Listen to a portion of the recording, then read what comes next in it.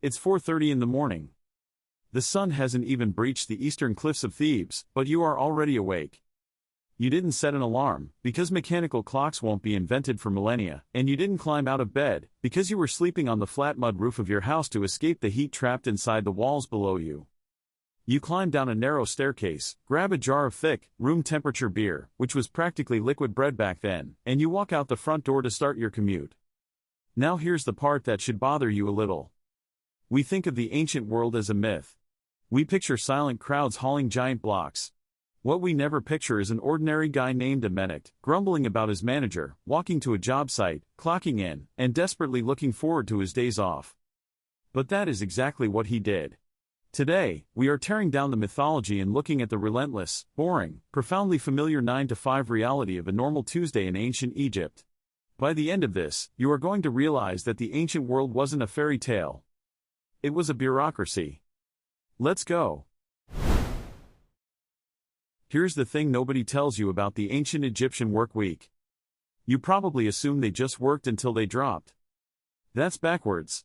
They had a schedule, and it was rigidly enforced. The Egyptian calendar was divided into months of 3 10-day weeks. You worked for 8 days, and you got 2 days off. We know exactly what they did because of a single village on the west bank of the Nile called Deir el Medina. This was the walled company town that housed the highly paid, highly skilled craftsmen who cut and painted the royal tombs in the Valley of the Kings. And because they were literate, they wrote down everything on broken flakes of limestone, and threw them in a pit. The desert kept the garbage, which means we have their timesheets. Your house is down in the valley. The job site is over a mountain ridge. That is a steep, brutal hike in the desert heat. So you don't do it every day. During the 8-day work week, the workers camped in temporary stone huts right on the ridge. You left your family on day 1, and you didn't come back down until day 8. The job itself was intense. You are walking deep into a bedrock tunnel. The only light comes from wicks floating in smoky animal fat. It is stiflingly hot, and you are doing piecework. The foreman actually measured how much stone each person cut per day with a red line on the wall. If your copper chisel got blunt, the state weighed it before and after sharpening to make sure you hadn't stolen any metal. It was micromanagement at a pharaonic level.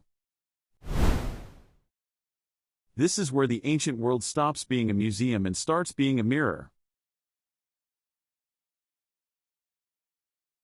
In the British Museum, Ostracan 5634 is an actual attendance register from the reign of Ramses II. The foreman marked exactly who was absent and why. And the excuses are glorious. Workers missed work because they were stung by a scorpion.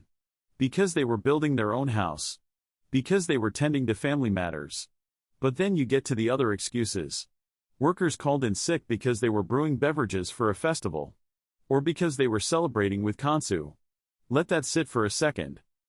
3,200 years ago, a guy realized he was simply too exhausted from a local festival to swing a wooden mallet in a dusty tunnel, told his boss he was busy celebrating, and the boss carved it into stone as an excused absence. They absolutely perfected the sick day. The state paid these workers a great monthly ration of wheat, fish, and supplies. But if you wanted something extra, a nice copper mirror or a painted chair, you had to barter. So after their shift, these workers started their second jobs. Elite tomb painters moonlighted to decorate items for their neighbors. Carpenters built furniture in their off hours to trade for a donkey. The village of Deir el Medina was a bustling barter economy. Meanwhile, the women were running the local economy down in the village. They managed the households, initiated lawsuits, bought and sold property, and traded premium goods. Everybody had a hustle, and everybody kept receipts. The twist, the weekend wasn't a break. Finally, day 9 arrives. You hike back over the mountain, wash the limestone dust off in your front room, and get ready to relax. Except the weekend was when the village court sat.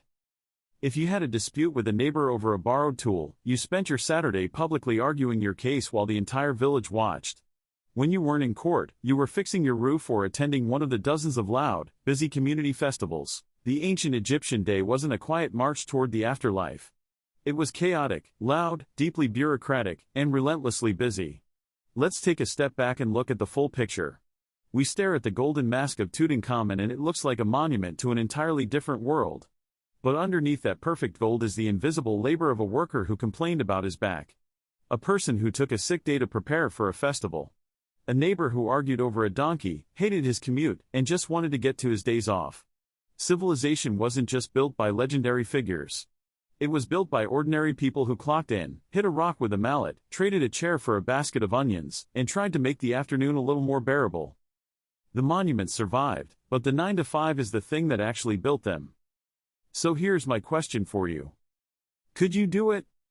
An 8-day shift in a dusty limestone tunnel, getting paid in bread, and taking a documented sick day for a festival? Let me know in the comments. Until then, see you soon.